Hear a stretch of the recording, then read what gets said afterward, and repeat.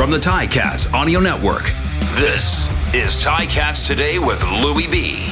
Well, this one's exciting to get to announce. Jovan Santos-Knox has re-signed with the Ticats, and he's with us now. Jovan, congratulations on the new deal. I see the smile on your face, man.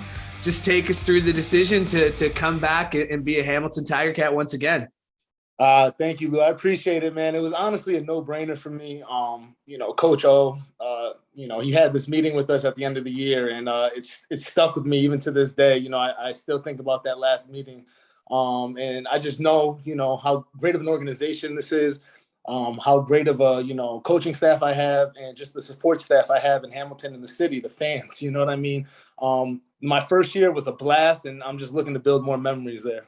Coach Washington, Coach Melvin, I mean, how much did you take away from them? You've been in the league a while, but what was it about last year that you were able to take from those guys and to help make this decision easier for you? Yeah, it's funny, like you said, I've been in this league for, I think about 4 or 5 years now. And I think last year I learned the most in my time up here being in the CFL. And I think that's a testament to Coach Washington, Coach Melvin, my coach, Coach Robin Ross. All three of those are just such great football minds. Coach O, too, my head coach. I mean, he's a football, a defensive guru when it comes to the defensive side of the ball. So I think that was a huge part of my decision making in terms of, I love learning the game. I love the game of football. So I feel like, no matter how long you're in this game, you can still be a student in the game. And, those guys love to teach. I'll tell you that much. And, I love to soak it in. So it's great.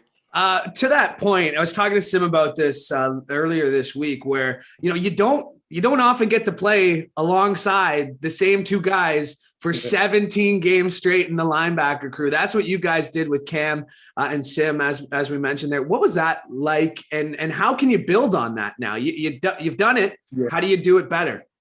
I think you can see the strides we took throughout the season.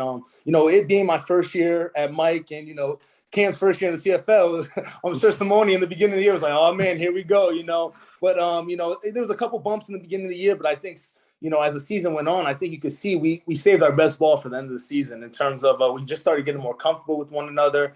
And I just think you could tell the swag we had out there with one another. I think that's playing with each other for over 17 games. So, to be able to, go another round with these guys, I'm so excited because I just, the sky's the limit for this group of backers. I think we're, up there with, the top of the ranks in the league.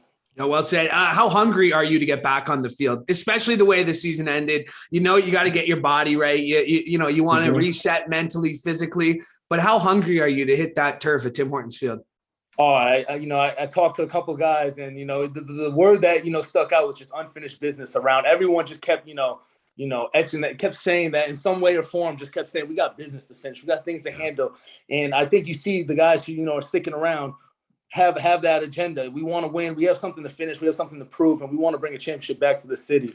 So, that taste is in our mouth. But Coach O called me yesterday and kind of slowed me down a little bit. Said, hey, the calm before the storm. We got a while till training camp. So, smarter, not always, as harder. He always says, work smarter. So he just says, remember that, but. It's all go right now. We're excited. Well, drop the E and go. I know I've heard that one a couple of times, and I know you got to know where you go, and no one on this team does, and that's such a huge part of your success. And that kind of leads into my next question because the word culture is thrown around a lot. And like you said, you've been in a lot of locker rooms in different cities and different levels. But what is it about the Ticats culture that you've embraced, that you've found yourself a home in? Yeah, it's just really special. To be honest with you, I couldn't see myself going anywhere else this year. No matter what, money thrown around, wherever it is, the culture that's built here is real. It's a real thing. Coach O's built something in the Hamilton locker room that you can't recreate anywhere else. And it's funny, on the outside looking in, when I wasn't with the Hamilton Tiger Cats, you kind of look at it, you're like, they got something over there. You don't know what it is because you're not part of it. But once you get into the locker room and you feel just the accountability the coaches have for each player and just the standard we hold to each other every day, just starting every day by saying great morning instead of good morning, the little things, it just makes the biggest difference, I think. And I didn't want to, restart and, try to refine that somewhere else. I knew, it doesn't get much better than where I'm at right now. To that, I mean, coach has said the locker room is the spot for the players. There's meeting rooms, there's the practice field. Coach is going to talk to you there, but the locker room, what about it? What about the guys in that locker room, again, makes this feel like home?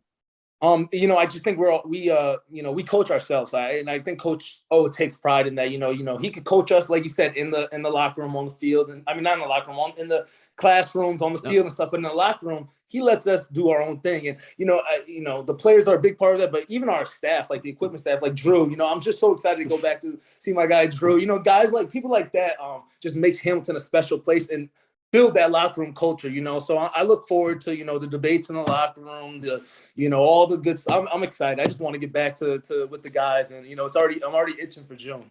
What about the city of Hamilton? You mentioned the players, you mentioned the facility, the guys, but what about the city, made you fall in love? Like, what is it about the city of Hamilton that you love? Just the love of football that they have, and just how much they embrace the Cat players, and just, my family came out here and they've been to different cities in the CFL and they just fell in love. The minute they came up here, they just said it's the energy up here is different than any other stadium, just because fans are so passionate, and it's just, you want to lay it all on the line for them. So like I said, it's a big goal of mine to bring a championship back to Hamilton, where I believe it belongs, a Grey Cup. And, I know the fans are itching for one. What's your message to fans who are watching this, who are listening to this? What do you want to tell them? I just think, you're going to get another hardworking team in 2022, and, just expect, us to bust our tails every day. And just, I think it's going to be a great season. Whenever you have Coach O as your leader, I think great things are going to come. So, I think expect a big season, and let's get it going. Jovan, I want to get it going right now. Like, I'm ready to run through a wall after talking with you. Like, I'm pumped. Let's go. I'm with you, Louie. Let's go. Hey, I'll meet you outside. You want to go? That's it. I was about to say, we'll hit the gym together and we'll see. I'm sure there's a spot, a walk on for a 30-year-old guy. I'm sure I can walk on. Make it work for you, Louie. All right. You, yeah. I love what I'm doing, but I might take you up on that, Jovan. I appreciate you doing this, buddy. It's always great to chat. It's always great to see you. Thank you. Thank you, Louie. You have a good one.